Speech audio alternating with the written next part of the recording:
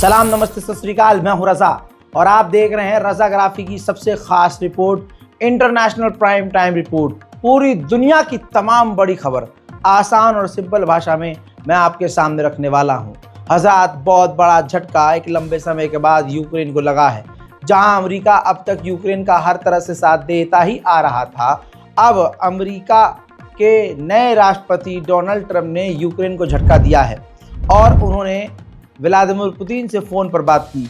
ऐलान किया कि बहुत जल्द हम सऊदी अरब के अंदर मिलने वाले हैं। यानी डोनाल्ड ट्रंप और पुतिन, जो रूस के राष्ट्रपति हैं, अमेरिका के राष्ट्रपति से मिलने वाले। डोनाल्ड ट्रंप और पुतिन मिलने वाले हैं सऊदी अरब में।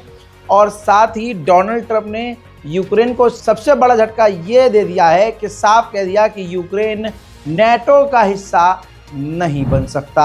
साथ ही मेरे दोस्तों, डोनाल्ड ट्रंप ने कहा कि ये जंग, यूक्रेन और रूस की जंग, बहुत जल्द खत्म मैं करवाऊंगा। वहीं व्लादिमीर पुतिन ने तो डोनाल्ड ट्रंप को मॉस्को ही इनवाइट कर दिया है। कह रहे हैं आप कहीं और क्या, आप हमारे यहाँ आइए।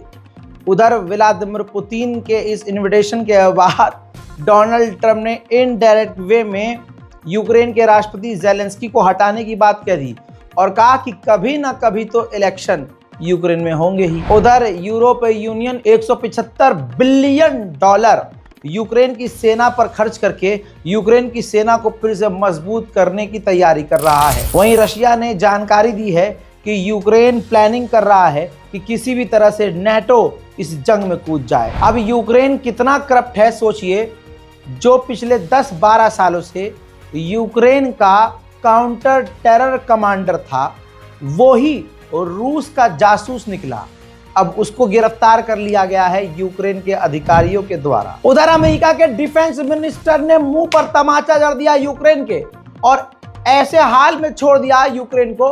बताइए, इसी अमेरिका ने यूक्रेन को लड़वाया था, आज बीच मझधार में छोड़ रहा। अमेरिका के डिफेंस मिनिस्टर ने कहा है कि यूक्रेन नेटो में शामिल नहीं हो सकता कभी भी, और यूक्रेन के अंदर अमेरिका की सेना कभी नहीं जाएगी यूक्रेन की तरफ से लड़ने के लिए या यूक्रेन को बचाने के लिए।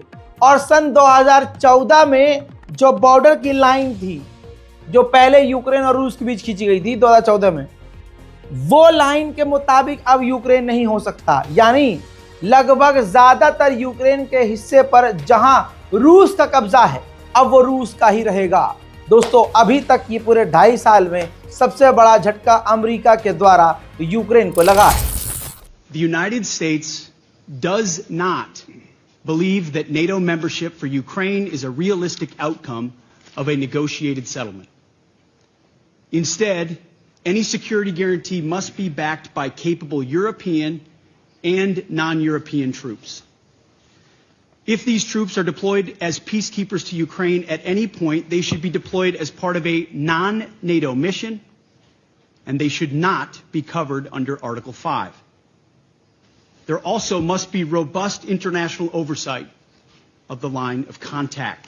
To be clear, as part of any security guarantee, there will not be U.S. troops deployed to Ukraine. वहीं यूरोपीय यूनियन का प्लान ये है कि रूस के समुद्री जहाज अगर बाल्टिक सी में आ गए, उनके समुद्री इलाके में आ गए, तो उनको सीज कर लेंगे। हजरात मोहतरम, यूक्रेन के राष्ट्रपति ज़ेलेंस्की को डर है कि डोनाल्ड ट्रंप व्लादिमीर पुतिन से सिर्फ अपने फायदे के लिए डील कर रहे हैं। वहीं मेरे दोस्तों, ज़ेलेंस्की ने पुतिन के खिलाफ जहर उगलते हुए कहा कि अभी मेरे पास तो बहुत टाइम है, लेकिन बहुत जल्द पुतिन मरेगा। उधर डेनमार्क के इंटेलिजेंस ने कहा कि अगले 5 सालों के अंदर रूस नेटो पर हमला करेगा, जिसके बाद नेटो के चीफ ने कहा कि ऐसा अगर रशिया करता है तो रिजल्ट रूस को बहुत खराब देखने को मिलेगा। Let me not comment on every thing coming out of the intelligence community, which I take very seriously, and in this case what comes out of the Danish intelligence community, but it is of course we have to take note of this. But let me bring it back to what I said before, and that is that at the moment, if Putin would attack NATO, the reaction will be devastating. he will lose. So let him not try it. And he knows this. The deterrence and defense is very strong. What we have to make sure of is that 4 or 5 years from now, given his speed of ramping up his defense industry production and all the other stuff, but also look at what China is doing in having 1,000 nuclear warheads by 2030. दोस्तों, international institute of strategic studies ने ये खुलासा किया है कि जितना पूरे Europe का डिफेंस बजट है, यूक्रेन, जर्मनी, फ्रांस, ये कनाडा, इन तमाम देशों का जो मिलाकर डिफेंस बजट है, उतना अकेला रूस का है।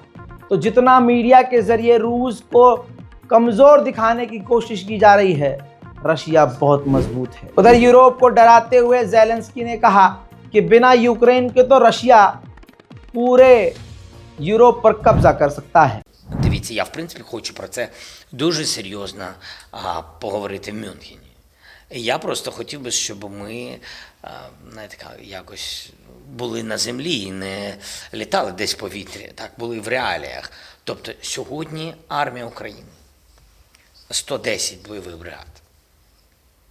І це дуже багато, це дуже серйозно. 100 бригад плюс – це дуже серйозна армія. Росія 220, і вони будуть наближатись до 250 у 25-му році. Тобто у них армія в 2 рази більше. В 2 рази. Європейський бойовик. हजरात, उधर देर रात को रूस के तरफ से यूक्रेन की राजधानी के ऊपर मिसाइलें और ड्रोन दागे गए, जिसके बाद यूक्रेन की राजधानी कीव में सायरन बजते हुए सुनाई दिए।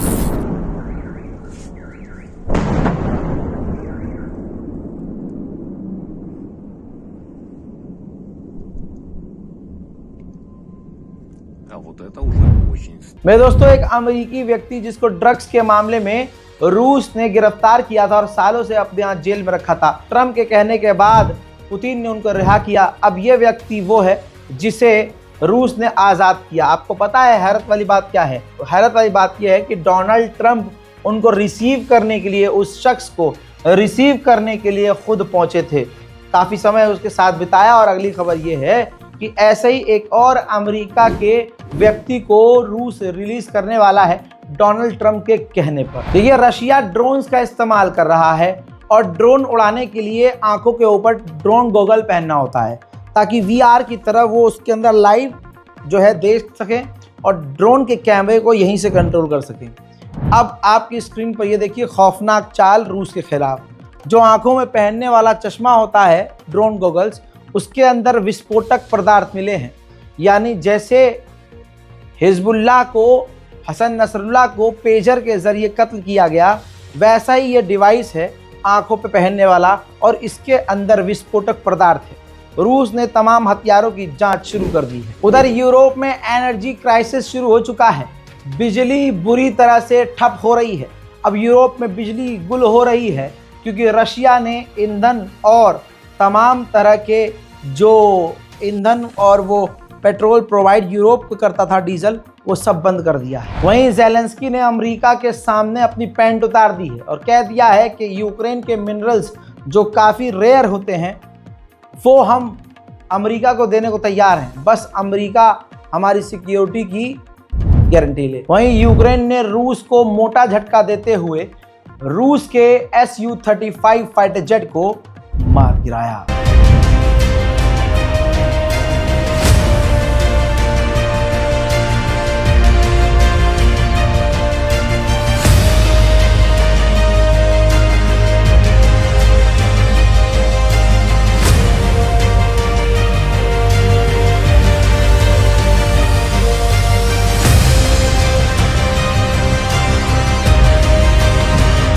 इसके बाद रूस ने यूक्रेन के गैस फील्ड पर बमबारी करके उस पूरी गैस फील्ड को तबाह कर दिया। वहीं एक और विदेशी सैनिक जो कनाडा का था, यूक्रेन की तरफ से रूस से लड़ रहा था, रूस के द्वारा मार डाला गया है। वहीं यूक्रेन के सैनिक मिराज 2000 फाइटर जेट की ट्रेनिंग लेते हुए नजर आए हैं। यूक्रेन भारी मात्रा में अपने फाइटर पायलट्स को तैयार कर रहा है जो कि रशिया पर भारी भी पड़ रहे हैं। वहीं रूस की सेना पुरानी रणनीतियों का इस्तेमाल कर रहा है। देखिए, रूस की सेना इस वक्त ऊंट का इस्तेमाल कर रही है पहाड़ों और बर्फीले इलाकों में गश्त करने के लिए और जंग लड़ने के लिए। रूस का फाइटर जेट Su-24 गलती से पोलैंड के अंदर 6.5 किलोमीटर अंदर घुस गया। 1 मिनट तक ये पोलैंड के अंदर घुसता रहा, जिसके बाद पोलैंड बुरी तरह से भड़क गया। रशिया ने एक्सेप्ट भी किया है कि यह हमारा रडार एरर था और पायलट को जानकारी सही नहीं मिल पाई और उससे गलती हो गई कि वो पोलैंड के अंदर घुस गया। उधर बेलारूस के इलाके में यूक्रेन का एक ड्रोन घुस गया तो बेलारूस पूरी तरह से तैनात था। बेलारूस ने अपने डिफेंस सिस्टम से यूक्रेन के ड्रोन को मार गिराया। हजरात, उधर अफगानिस्तान भी बड़ा तरक्की कर गया है। अब आपकी स्क्रीन पर देखिए, made in Afghanistan, made in Kabul Coca Cola रूस के अंदर बिक रही है। एस्टोनिया ने चाइना पर इल्जाम लगाते हुए कहा है कि चाइना वेस्टर्न देशों के पार्ट्स इकट्ठा करके रूस को दे रहा है ड्रोन बनाने के लिए। उधर अगली खबर है ताइवान से। ताइवान के अंदर मॉल के अंदर धमाका हुआ गैस लीक होने की वजह से, जिसमें 5 लोगों के मारे जाने की खबर।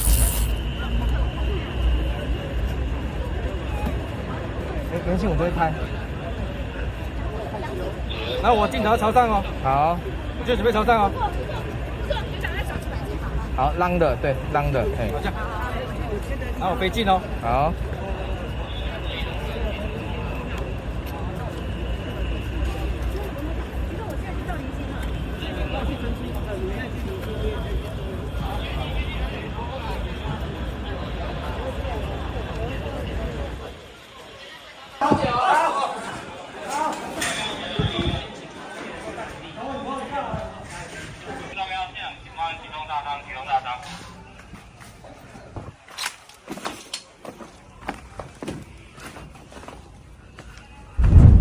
हजरात मोहतरम, डोनाल्ड ट्रंप पूरी तरह से भारत यानी प्रधानमंत्री मोदी को जलील कर चुके हैं। उनके एक्शन और रिएक्शन से साफ साबित हो गया है कि फाफा आण भक्तों के कुछ नहीं है और हमने थेर पाला है बोल बोल के, असल में हमने कुछ और ही पाला है। हजरात, खबर यह है कि भारत के प्रधानमंत्री माननीय नरेंद्र मोदी अमेरिका पहुंचे हैं और कई तरह के गिफ्ट लेकर गए हैं। जी हाँ, गिफ्ट का मतलब ये कि अमेरिका के सामानों पर टैक्स नहीं लगाएगा भारत, टैरिफ फ्री कर देगा, टैक्स फ्री कर देगा, ताकि अमेरिका को बिजनेस करने में भारत में आसानी हो। साथ ही प्रधानमंत्री मोदी चीन के खिलाफ अमेरिका का साथ देने का ऑफर देंगे और साथ ही हर तरह से हर मुद्दे पर अमेरिका का साथ देने के लिए तैयार होंगे, ताकि डोनाल्ड ट्रंप भारत पर थोड़ा सा मेहरबान हो जाए। ये आण भक्तों के बाप की असलियत है। एक लाल आंख के बजाय हम भी लाल आंख दिखाएंगे।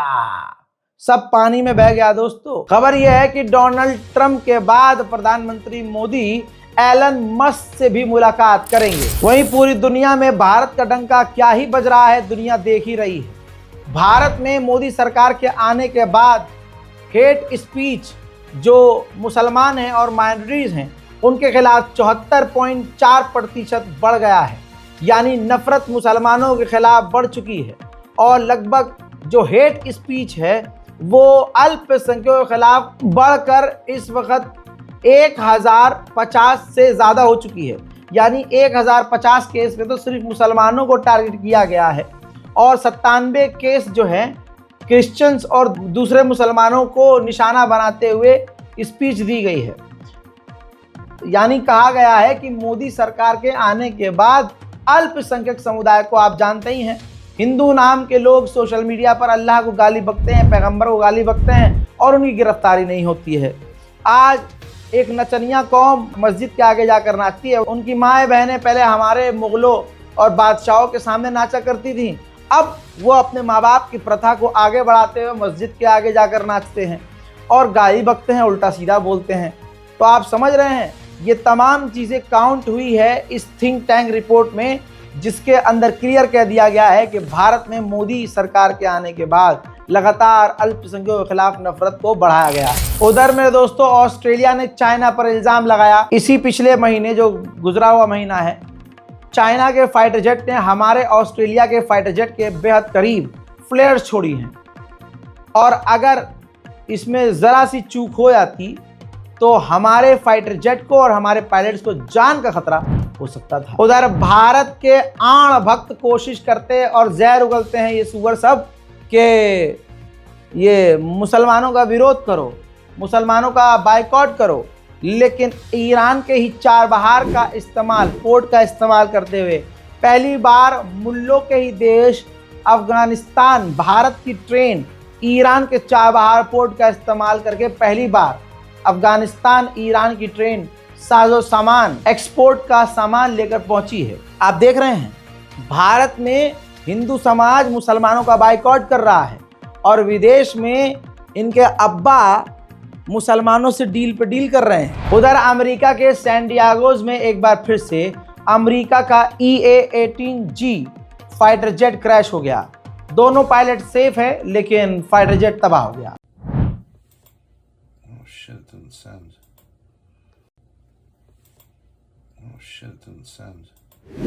अल्जीरियन टीवी ने यह वीडियो जारी किया है और बताया है कि अल्जीरिया के जो पायलट्स हैं वो रूस में रूस का Su-57 उड़ाने की ट्रेनिंग ले रहे हैं।